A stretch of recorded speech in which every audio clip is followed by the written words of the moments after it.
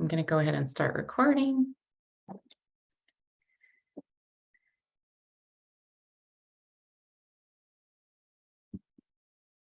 see what time it is. Okay, 9:02. We're not too far behind schedule here, but welcome everyone. Good morning. Hopefully you've had a good morning so far.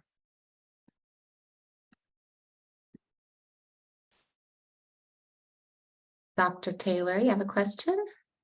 Good morning. Oh, actually, my hand just went up. I guess, okay, no problem. I'm just saying good morning. Welcome. Oh, okay, thank you. Good morning. All right, so nice to see more people joining. We had a little bit of a technical issue, but it all worked out. So welcome, welcome, welcome. So happy to see familiar faces and some new faces and names joining our community. I am recording. We will be recording all of the sessions. So hopefully you got that message and can just confirm. So I'm Lisa Sullivan. I'm a lecturer here at UC Davis, and I'm also the PI on a CTARN grant, and I'll tell you more about that in a moment. But I'll be just making some quick acknowledgments, tell you a little bit about our community, give you a little bit of a background in the context of what STENT is and who we are. And then I'll be doing a quick overview of the next 2 days and some logistics. And then I'll introduce our keynote speaker, Mica Pollock. So before I begin, I just want to take a moment to acknowledge the land on which I'm working and living. Here at UC Davis, there are 3 federally recognized Patwin tribes: the Kachil-Dihi Band of Wintun Indians of the Calusa Indian Community, the Quetzal-Dihi Wintun Nation, and the Yocha-Dihi Wintun Nation. So important that we acknowledge their stewardship of the land. And if you're interested and don't know the name of the tribal lands on which you live and work, you can go to this website. But if you do know, maybe you can put that in the chat so we can all learn about where you live and work. That would be exciting for me to see. Thank you.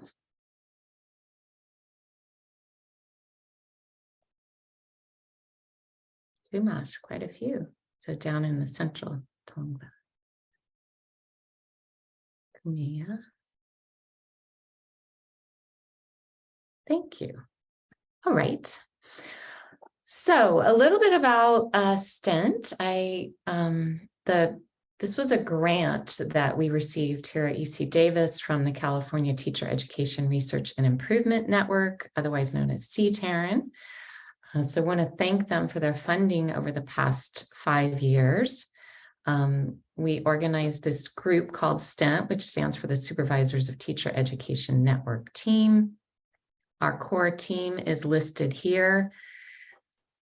Personally want to thank all of them for inspiring, motivating, and engaging me in this work over the past 5 years. It's been really, really rewarding, and it's just kept us all really energized. So a special thanks to Andrew Hood, who's been responding to my, urgent emails and texts over the past few days and has really helped organize and will be facilitating many of the workshops over the next few days with me, along with Jane Kim and Evelyn Young will be facilitating a few. The asterisks here on this list are for people on our team who are facilitating a workshop. So just a bit of background. We had held our first conference in 2020, and that initial conference was just for supervisors in the UC community. And the context was we were in the midst of the racial reckoning, the murder of George Floyd, and COVID. So we pivoted very quickly to a virtual conference focused on equity and social justice. And we've retained that theme over the past 4 years. In year 2 and beyond, we opened up that community and invited teacher educators from across teacher education programs in California. We were really excited when folks said, yes, we want to be a part of the community, and stepped up to offer to host workshops, panels, things like that. So thank you. We are now in year 4. This is our 4th conference. The CTARN grant has ended. So we have now partnered with CCTE to help us organize the conference. As you know, they helped with the logistics of registering, et cetera. And that may be why some of the complications with you, we had multiple ways for you to register. So apologies if that was a little bit confusing. We are planning on having all teacher education programs be able to join STENT as sort of an institutional member when you sign up through CCTE, which is something your program administrators and directors do. So that will be happening this coming fall, which is exciting for us. The money we're raising from the conference fees is going to be used for keynote speakers, conference administration, and there's a potential to use the money to facilitate sort of ongoing small inquiry groups of supervisors who want to focus on a particular practice. So, and I just want to put a little bug in your ear that as you're participating in the next 2 days of workshops and learning, you might be thinking about, something that you really want to pick up and take on this coming year, and sort of a longer term goal, thinking about sharing what you learned in a workshop for next year. So just something to keep in mind.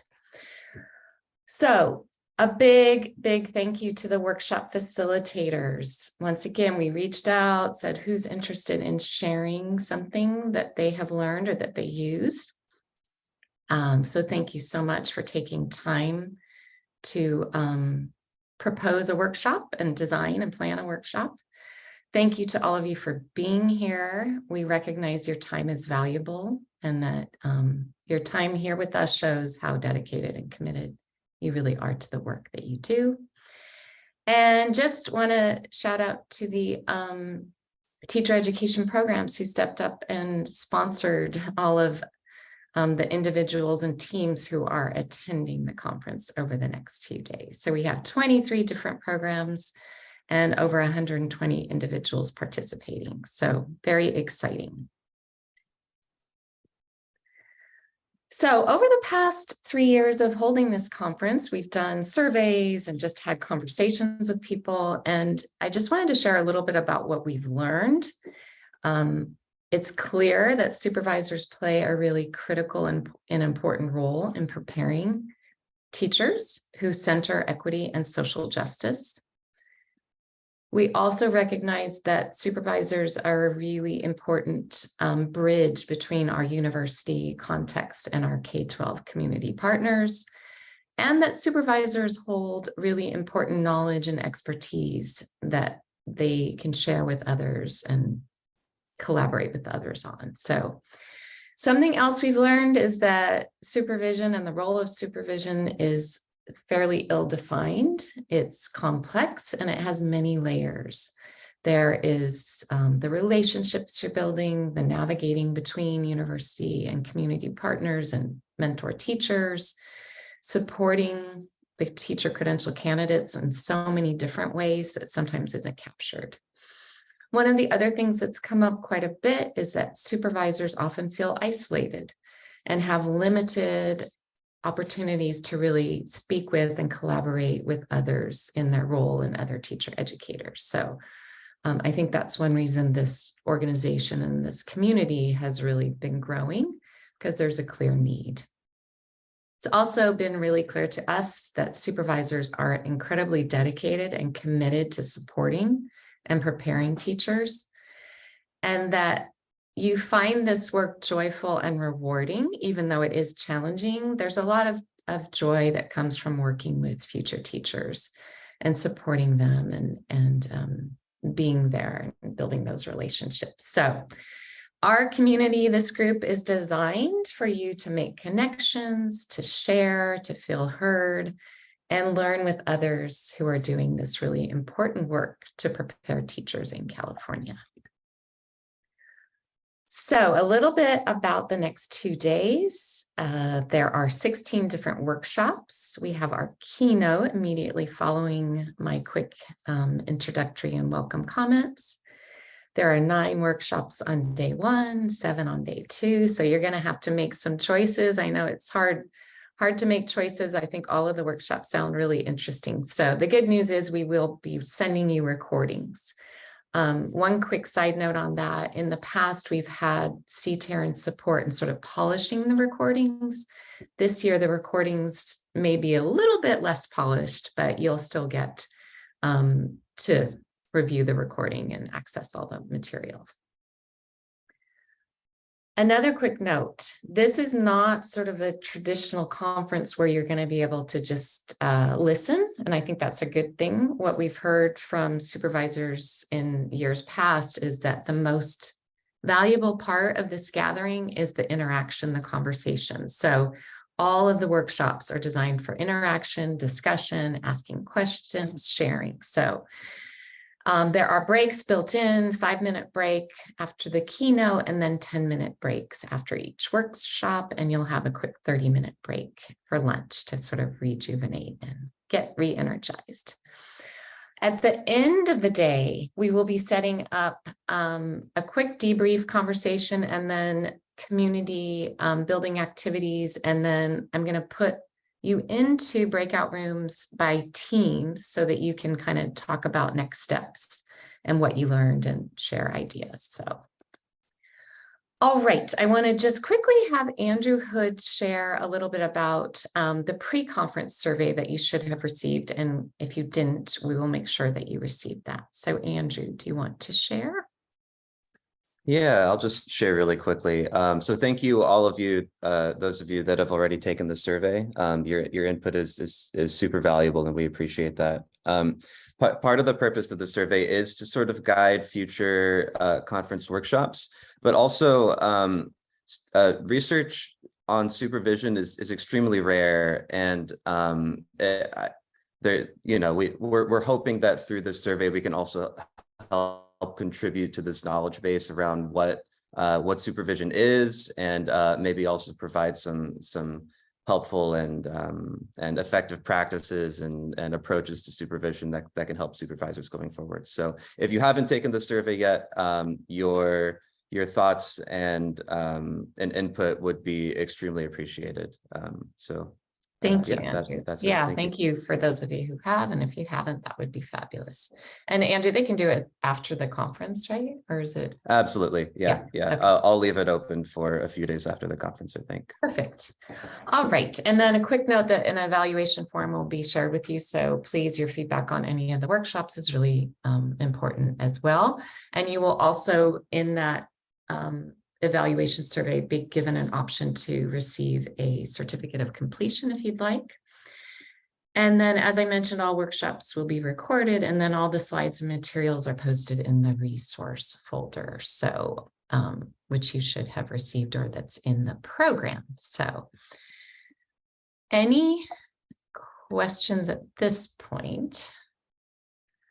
If not, I want to just encourage you to kind of take a moment to, I know I'm a little flustered because of our technical issues, to kind of center ourselves, think about what brought you here.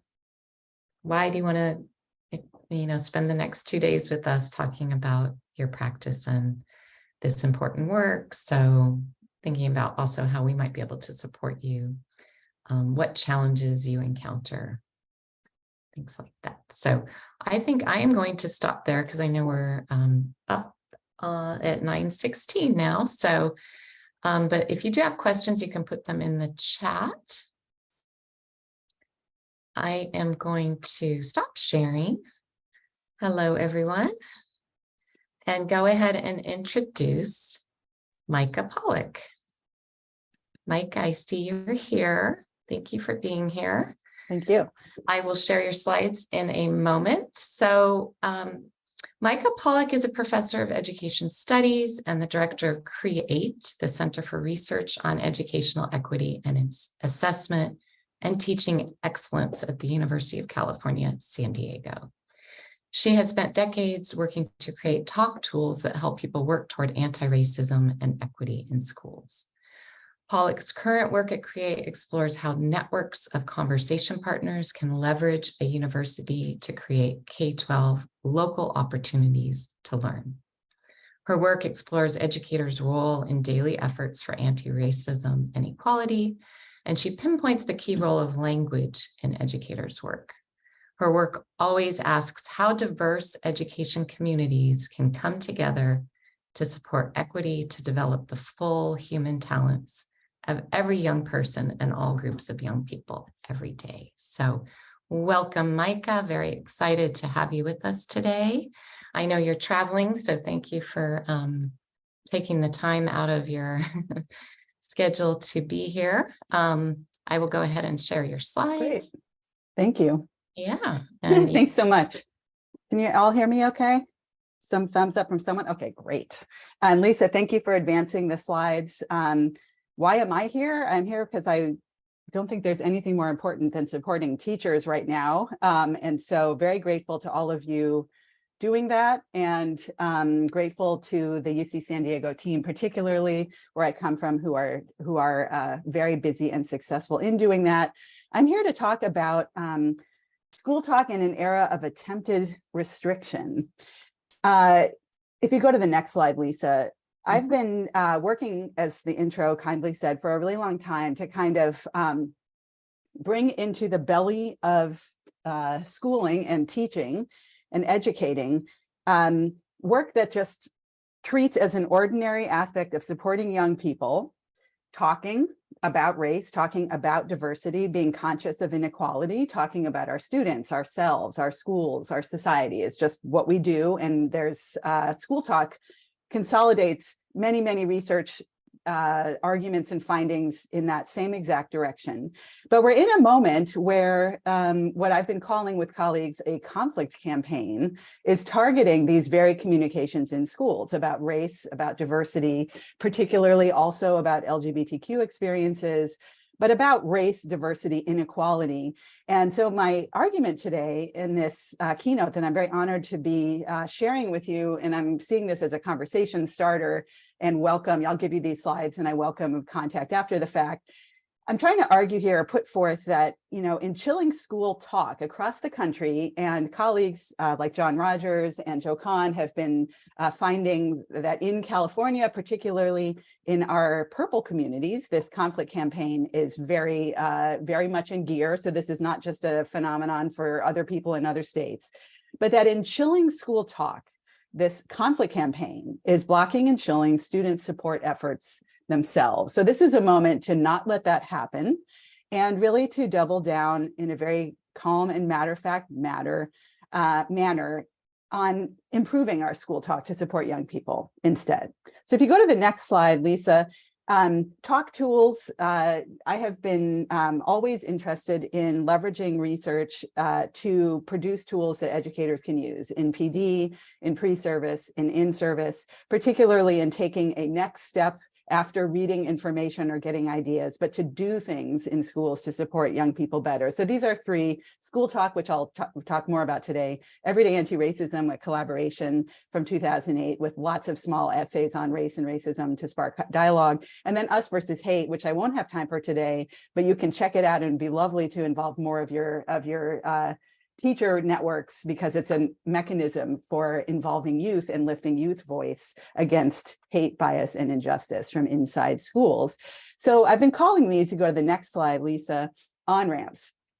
And what I mean by this is, I think we, in all of our PD and our pre-service preparation, we're looking for various tools to get on the highway of working toward improved student support by working on equity issues, working on diversity issues, working on anti-racism issues, because again, of course, we do this to support young people in a diverse society, but we need shared tools, on-ramps, to get people sharing dialogues, sharing ideas, and particularly, as I said, taking next steps after reading. And so the next slide starts to get into one of these on-ramps that I've spent a lot of time on the last number of years, which is Schooltalk. Can you go to the next slide, Lisa? Thank you. So so much work that I have done and that many other people have done lends itself to thinking about how we talk about and to young people in schools, how we communicate all day in schools every day.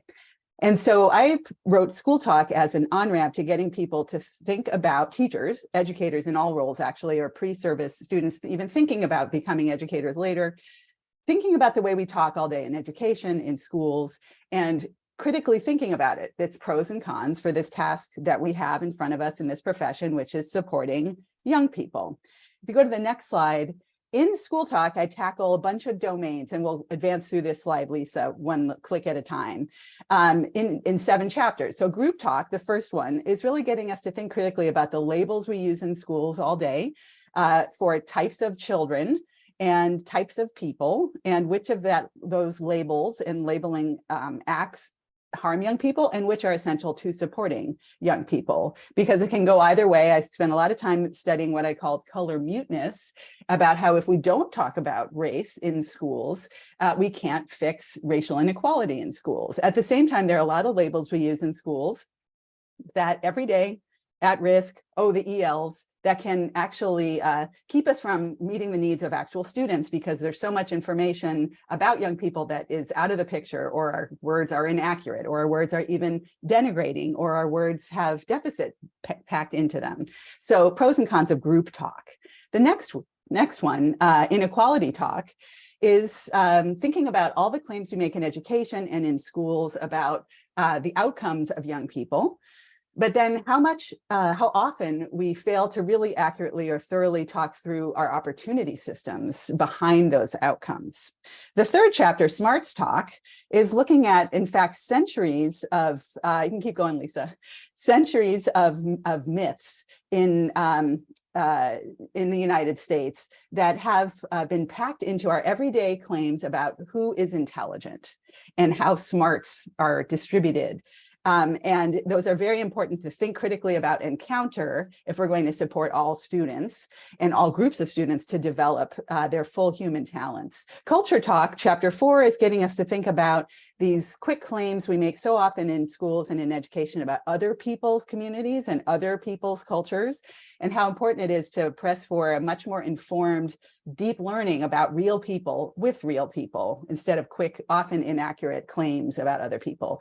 Data Talk, 5th chapter of Schooltalk, looks at all those spreadsheets and those data displays where we talk about young people's abilities and how much we leave out of the picture in our discussions of what young people can do, keeping us from supporting young people's actual full talent development. Life Talk gets us thinking about how often we leave much of young people's identities and real lives at the door of schools and don't make space inside schools to talk about real experiences in our real communities and our real nation. And then finally, Opportunity Talk is looking at, in chapter 7, the necessary conversations we need inside schools about how to improve opportunities that often keep us, when we don't have them, from even knowing the opportunities available. So in the next slide, what I usually do with Schooltalk when I do PD is everybody finds something in their school that relates to one of these. I have a conversation with folks about which is of most concern. But if you click one more, Lisa, we're at a moment where a lot of people are targeting schools with a kind of giant cannon that is both legislative and local, and trying to keep all of these kinds of conversations from happening in schools. So my argument here is we can't support students properly if we are being threatened into silence as a profession. And this is precisely what is happening in the nation right now, and also inside many of our communities in California. So I want to spend the rest of the time thinking together about how that is harming student support and what we're going to do about it. So I'm going to rush a little bit now, which I apologize for, and all of these slides will be in your deck. But I want to say a few things about Schooltalk before we leave it. There's a lot of people, and this is part of what we've called the conflict campaign, caricaturing what we do in schools. Indoctrination is a giant caricature word running around right now. What we're trying to do when we do good equity work, good DEI work, is we're trying to inquire. We're trying to spark and launch inquiry ourselves into better supporting students, and with students into their society, into all the things there are to learn. So that quest to learn, the quest to inquire, is what we need to remind people of when we are saying matter-of-factly what we are doing in schooling and in professional development. Slide 9. Schooltalk, next slide, Lisa, tries to get us thinking about how we talk about our students, but also all the things we need to discuss if we're going to support young people, about ourselves, our supports to students, our schools, our school systems, our districts, and also our society. And if we shut down conversations and school talk about our lives in our society with all of its real histories and issues, we cannot sufficiently support young people in a diverse democracy. So the next slide is an image from actually a young person from UC San Diego a number of years ago who gave me permission to use this to spark conversations about how much we need to learn in schools, not only about our students, but about our students' lives in communities, about our treatment of students and how it helps and harms. And this constant inquiry is a punchline of many research traditions, culturally responsive pedagogy, data-driven decision-making, work on implicit bias, but just supporting young people requires learning about real lives in real communities, in real contexts. Next slide. This is a slide I usually talk through much more slowly, but young people made after Ferguson, when Michael Brown was gunned down. This public communication request, they called it "If They Gunned Me Down," trying to very painfully share, even start to spark a conversation about photos that they imagine people would circulate about them if they were gunned down, and photos they would want added to the record to even start to accurately describe or get to know who they actually were. And we saw in 2020, as streets filled with young people saying, not only I want to be seen accurately, but also we want to talk about our society accurately and experiences with racism in our society that are real. And so supporting young people requires talking accurately about our society. And that's exactly what people are trying to shut down in the conflict campaign. Slide 12 shows some principles from Schooltalk. Again, matter-of-factly saying which talk is helpful. And the red principle here about describing young people in opportunity contexts accurately is crucial to student support, is, again, a key kind of school talk that many people are going after with law and local intimidation efforts. It's the effort by educators to talk accurately with young people and with other educators about our lives in our actual society. So slide 13, I want to turn now for a few minutes, and I'm going to head toward finishing at 9:40 so that we, 9:40, so that we have time to dialogue. But I want to give some context about the conflict campaign, and I want to open it up to say, how are you doing in this moment? Is this resonating with you? And what support do you need as you support educators? But we're in a moment where through legislation and local intimidation and book ban efforts and media caricatures of education, there are efforts going to restrict talk about our real lives in our real society, in restricting talk about literature, restricting books themselves, restricting talk in history classes across the country, restricting talk by clubs, whether clubs trying to address diversity of various kinds, restricting talk in professional development and trying to shut down district or school level professional development efforts through media shaming or literally through law, restricting DEI activities, and restricting district level equity and inclusion policies and plans. And so I've been spending a couple of years trying to sort of sound the alarm on this for anyone who isn't yet alarmed as a national phenomenon, because shutting down this kind of school talk that should be basic student support work is harming the quest of student support that is basic to education and the work of the educator. So a few slides on the conflict campaign and efforts to study it. Next slide. Just a link here, which you can take on your own if you would like, to our first study on this with John Rogers at UCLA and a team from our two institutions. Next slide, the conflict campaign we named as a phenomenon trying to get at this nationally networked effort to rile people up, to be afraid of what was happening related to diversity and inclusion in trainings and in schools, but also in many cases to then vote on that basis. But fear generation to try to inflame people against educators is a nationally networked, proactive project. PEN America has been really at the forefront. You can look at each of my highlighted things on these next slides I'm rushing through. Really in the forefront of tracking legislation happening across the country and book bans happening across the country. And I've had to update slides repeatedly because it just keeps rolling. We now have 28 laws in 17 states and over 300 bills about restricting learning, about race, about racism, about LGBTQ experiences, and about a whole host of murky things that are being framed as off limits. And we have over 4,000 book ban cases across the country tracked by PEN America. Next slide, just to make the point that, again, a proactive effort to caricature education at a moment when many people were starting to try to do more work, like this association here, engaging issues of race and racism and diversity in education as a basic form of student support that we need to continue to improve at. It's not like the field was amazing at this when the conflict campaign started rushing schools, but we need to be able to improve it, and to be able to improve it, we cannot be intimidated away from it.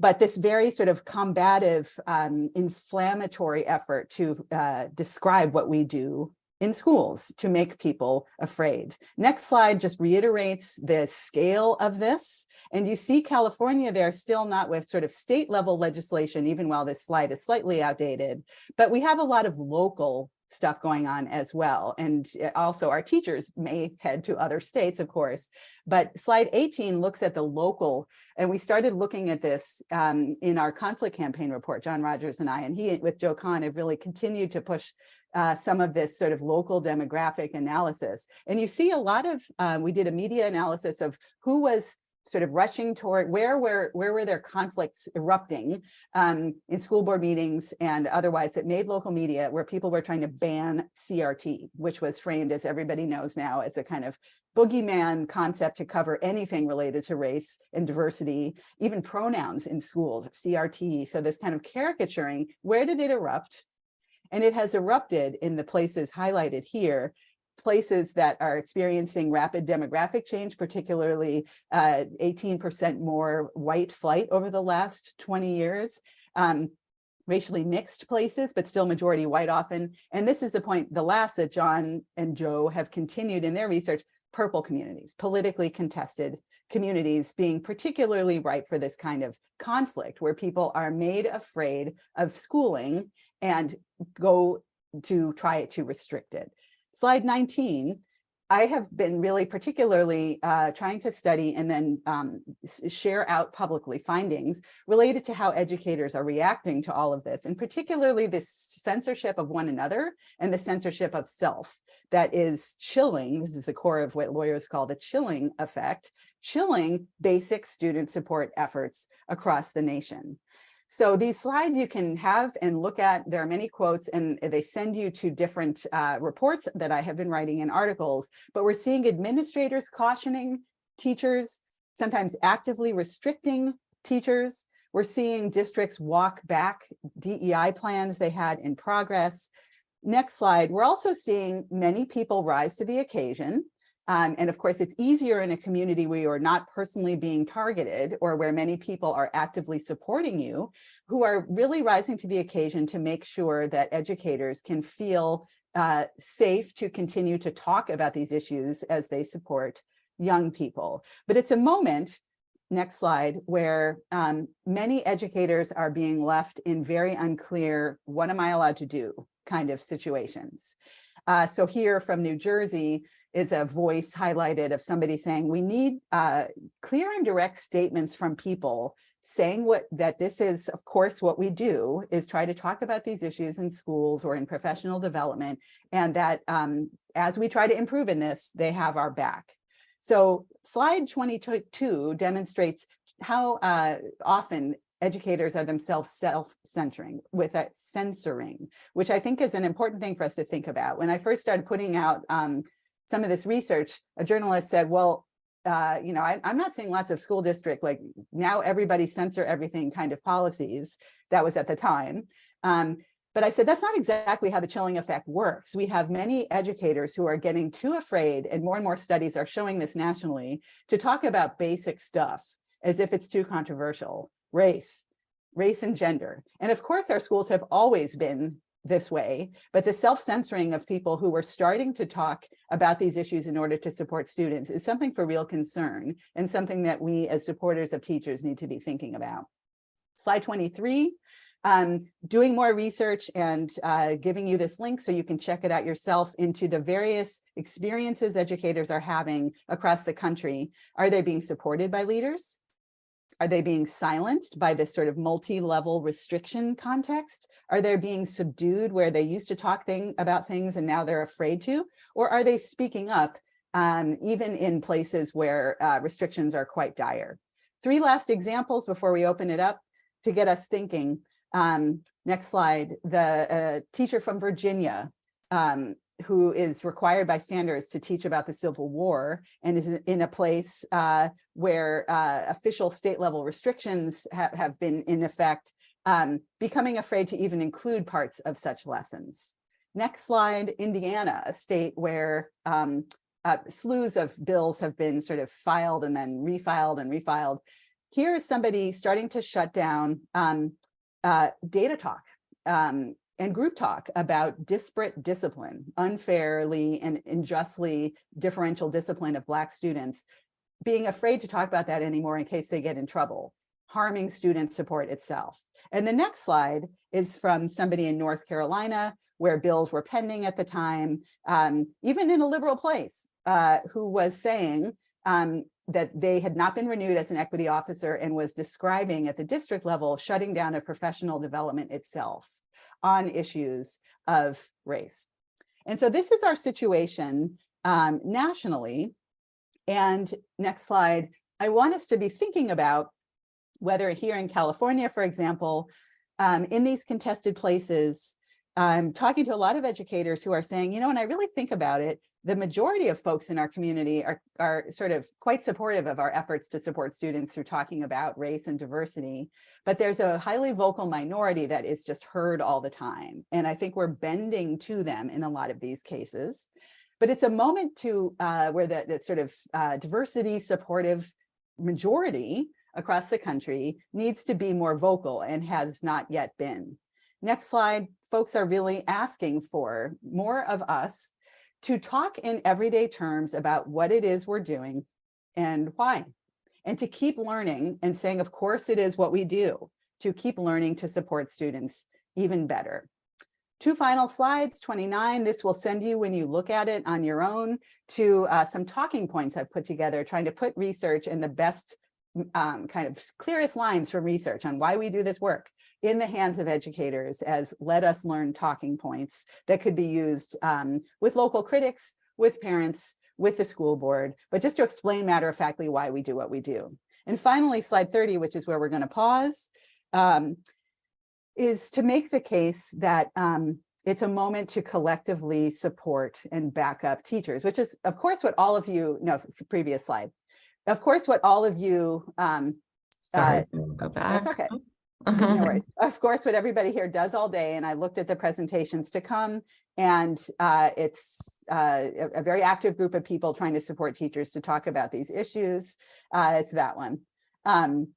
And it's a moment, though, to collectively back up educators. I would argue that our field in general has been too quiet amidst the conflict campaign, too defensive, too not proactive enough to say that actually what we do to support young people is essential work, and we are learning to do it as well as we can. So I want to leave or start dialogue with, are people employed in universities, these yellow questions, offering enough collective backup to teachers in service as well as pre-service? And this is not a judgment of you question. This is all of us who are employed to do research, to work on these issues academically. Are people giving teachers enough backup? And what supports are you planning on offering this coming year? And what support do you need?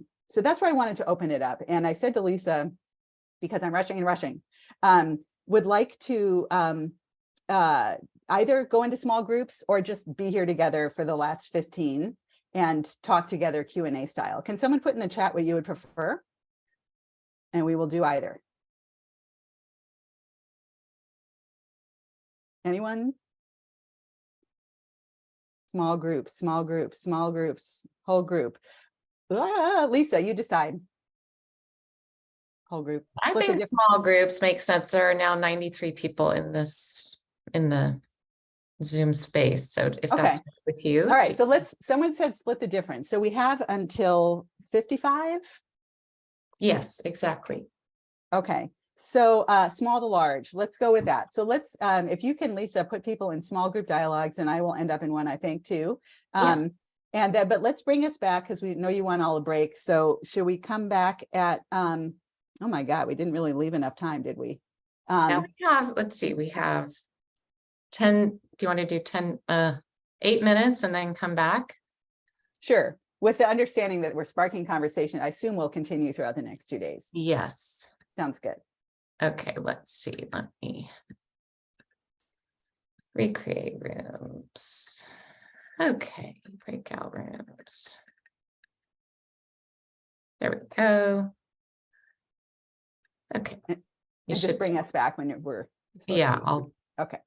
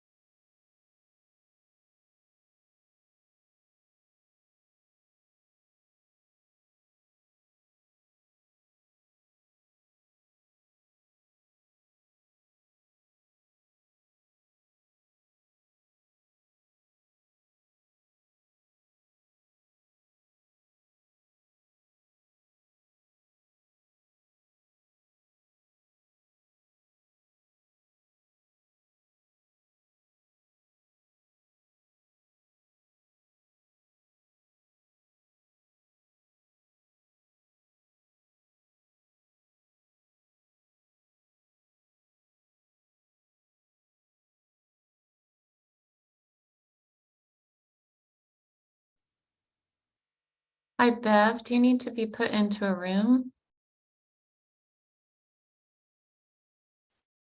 Bev?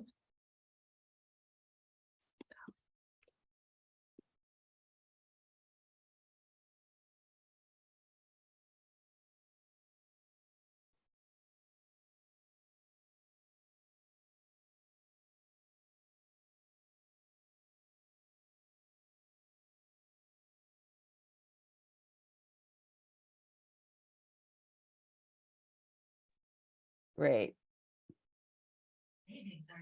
So my bad for not leaving us enough time for this dialogue. I'm hoping again that we have sparked something that will continue, because all the sessions I looked at happening throughout the next couple of days are about people trying to equip young teachers to talk through all of this in professional development when they get to school. We had a great small dialogue about a couple points that maybe I'll just share out, that were, we were talking about the classic perennial issue of new teachers meeting the school system as it is, filled with mentor teachers who might not be on board for what you just taught them, or filled with people who are just learning themselves how to talk about race, racism, diversity, pronouns, etc.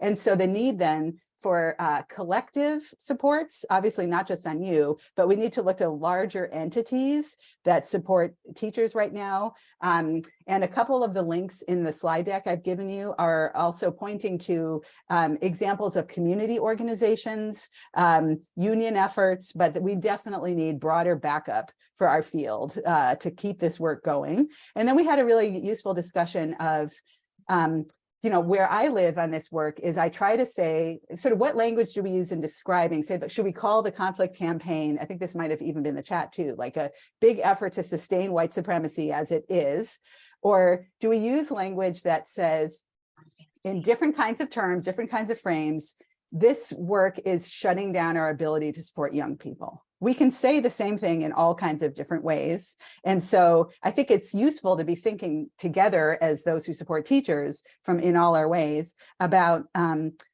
know, sort of which ways of talking about the work we do can be heard by the diversity supportive majority in the nation that is up for supporting young people, and which will unnecessarily, which might divide us further rather than speaking up for this kind of work in education. So another slide to the talking points handout, I would urge you to check that out. And there's an activity there for you to consider about how to discuss it with others. Thank you so much. Thanks for highlighting what you spoke about. And we do have a minute or so. So Edwina, you have a question. Oh, I actually don't have a question, Oh, but okay. I'm just listening to what was just said. I was just going to say, one thing is I don't hear us talking about all of the equity and social justice as a humanitarian issue, because I think it would bring more people in if they don't see it as your side and my side. I think being a humanitarian kind of encompasses all of us. Who wouldn't want to be, you know, from that standpoint, that you might get more ears to listen and say this. Well, you get what I'm saying, all of you, I know. For sure. And I think I'm very intrigued by the human rights frame. In humanitarian, Schooltalk used this definition of equity that was said in the intro, the full human talent development of every young person in all groups. You can hear that as, you know, like sidestepping the real stuff we need to talk about, or you can hear that as actually what we're trying to do when we do this work.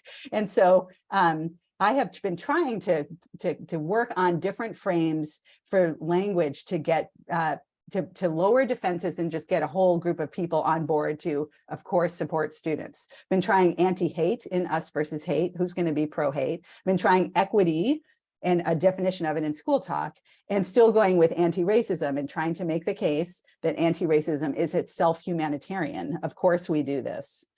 So I think a really nice point about framing. And here we are at 12:55. Lisa, what do you want to do? Yeah, 9:55 here in California. 9:55, sorry. Yes, if maybe one more question, we're going to take a 5-minute break before the next session. But if anybody has a question, comment, or you can put something in the chat. Whoops, is someone okay? It sounds like we are.